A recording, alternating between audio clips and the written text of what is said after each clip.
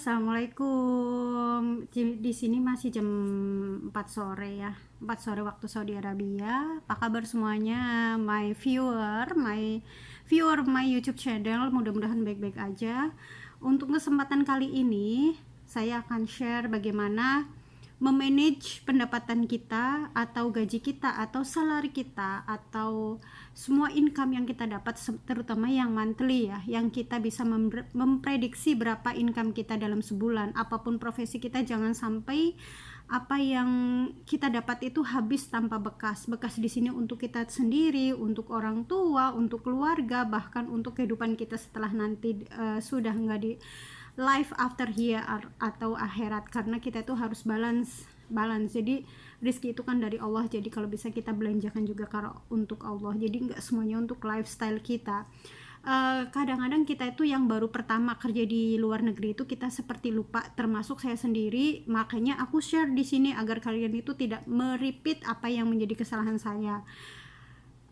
Yang pertama, bahwa kita itu biasanya kalau kita pertama-tama baru datang, kita tuh masih minus. Seperti aku dulu pertama baru datang masih banyak target-target, karena kita datang di sini kan kita nggak free ya. Biasanya kalau dulu sistem aku datang ke sini tuh karena aku lewat agent, jadi aku tuh bayar 2 bulan salary aku, karena ijazah saya ditahan, baru 2 bulan salary aku. Maka setelah sudah 2 bulan baru saya dapat ijazah itu biasanya tahun pertama kita tuh bisa dikatakan belum bisa menyimpan apa-apa, tapi tahun kedua mungkin kita bisa sedikit membeli sesuatu yang kita penginkan. Tapi jangan sampai kita tuh lupa diri, semuanya itu untuk kita jangan menjadi orang yang egois, semuanya untuk kita. Kita yang suka, kita yang mencari uang, ya udah kita dulu. Jangan sampai ada ucapan-ucapan seperti itu, karena orang tidak peduli berapa pendapatanmu, berapa kaya kamu, berapa panjang gelar kamu, berapa kamu kerja di mana, tapi selama kamu tidak terlihat menjadi orang yang bermanfaat,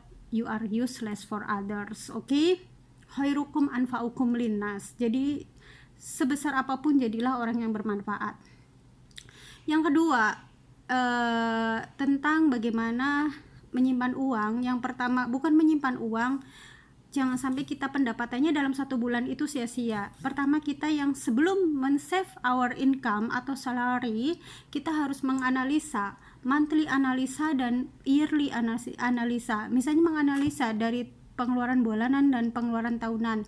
Seperti pengeluaran bulanan itu kan kita ada belanja bulanan untuk kita sendiri, dan untuk pengeluaran tahunan biasanya ada kita yang di luar itu ada resident permit, itu kita perpanjang setiap tahun. Itu berapa? Mungkin dari beberapa kalian ada yang ditanggung dari perusahaan atau majikan siapapun, atau seperti saya harus bayar sendiri. Jadi itu udah menjadi dalam kalkulasi pengeluaran saya.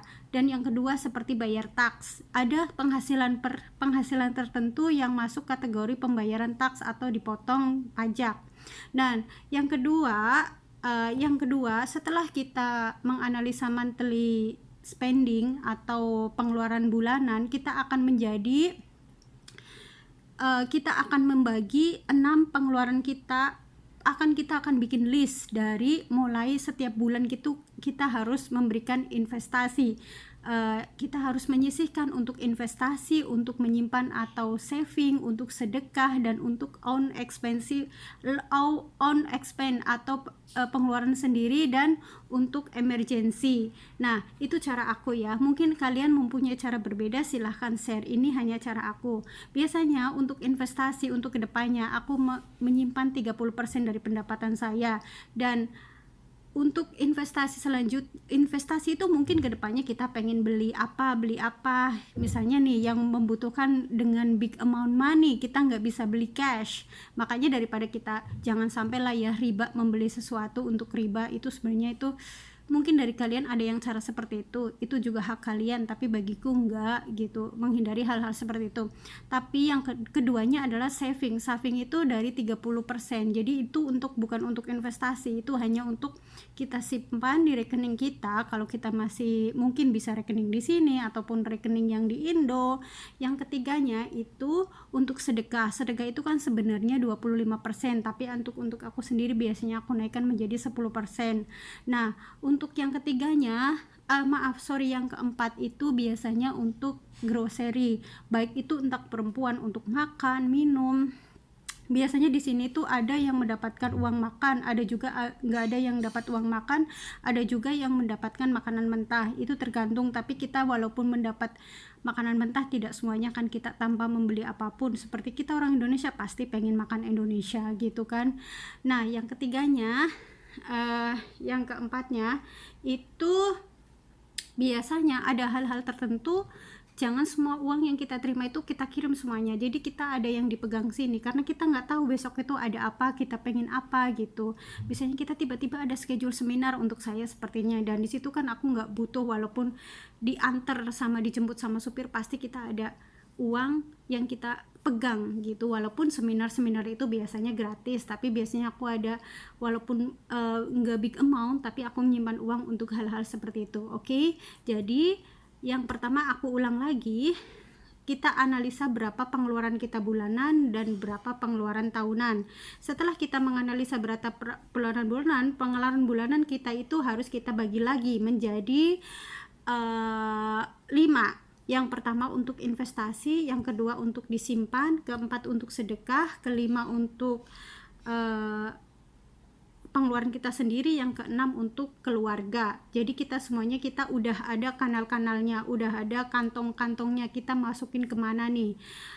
Yang keempat, jadi aku share di sini jangan sampai kita itu untuk semua pendapatan kita itu semuanya habis gitu aja tanpa bekas, baik apalagi untuk keluarga kita, jangan sampai, karena walaupun bagaimana kita sampai di sini tuh kadang apa ya, tanpa doa orang tua, tanpa keluarga kita nggak akan pernah sampai di sini. Bukan karena kita hebat, tapi kadang karena doa-doa dari orang sekitar kita. Oke?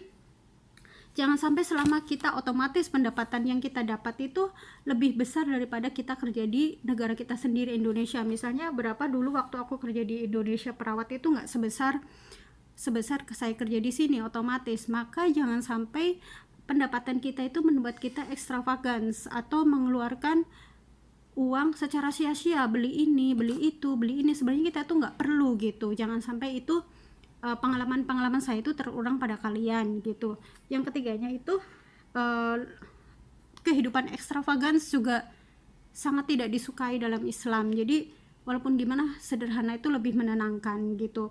Jadi jangan sampai misalnya nih modelnya gadget ini kita beli update gitu. Jadi jangan sampai kita mengorbankan impian-impian besar kita hanya untuk membeli hal-hal yang kecil gitu. It's normal we want to update our fashion, our gadget, but don't spend too much like that. Terus kita harus menghindari beberapa mistake atau we must avoid, seperti yang tadi saya jelaskan, misalnya update gadget keseringan, misalnya dari mulai ini iPhone 5 jadi iPhone 6, iPhone 7 dan selanjutnya. Dan ketiganya itu jangan sampai kita keseringan makan di luar. Kalau kita keseringan makan di luar, walaupun jumlahnya misalnya sekali makan berapa, tapi keseringan itu juga kalau dalam ilmu finansial itu namanya soft leaking atau bocor halus gitu. Jadi secara tidak langsung kita tuh sebenarnya mengeluarkan sedikit yang sebenarnya itu mempengaruhi kita juga tidak bisa menyimpan uang. Yang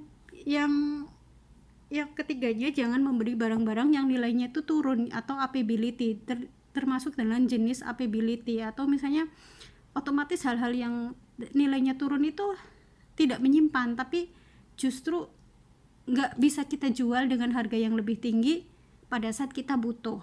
Itu dulu nenek aku tuh pernah bilang, jika kamu punya uang belilah 2 jenis emas, satu emas merah, emas kuning, itu berupa perhiasan seperti ini, dan emas hitam itu tanah. Jadi itu aku share dari nenek aku, bagaimana kita biar kalau kita tuh lapar suatu saat kita nggak bekerja lagi, masih ada yang bisa kita jual.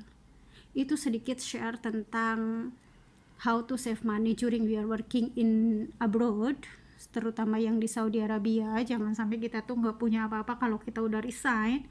Jangan sampai kalau kita itu nggak punya apa-apa, kalau kita sudah nggak bekerja lagi, pendapatan kita nggak besar lagi seperti di sini.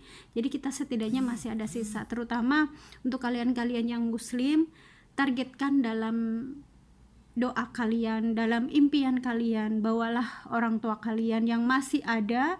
Kalau nggak haji ya umroh, karena beberapa dari teman-temanku yang sudah resign mungkin mereka bisa bikin rumah bagus, bikin beli mobil gitu, tapi ada saatnya mereka itu menyesal, kenapa dulu aku tuh tidak mengumrohkan orang tuaku, kenapa dulu saya tidak menghajikan orang tuaku.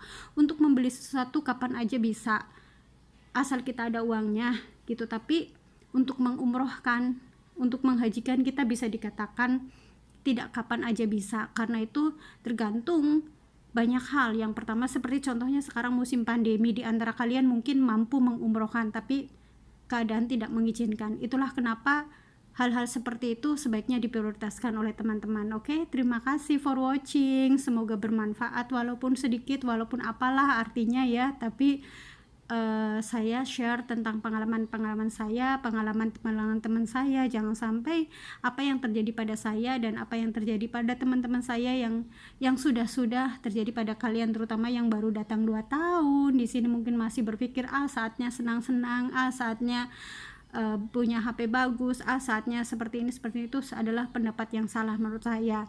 Jangan lupa like, share, and subscribe my YouTube channel. Thank you for watching, guys.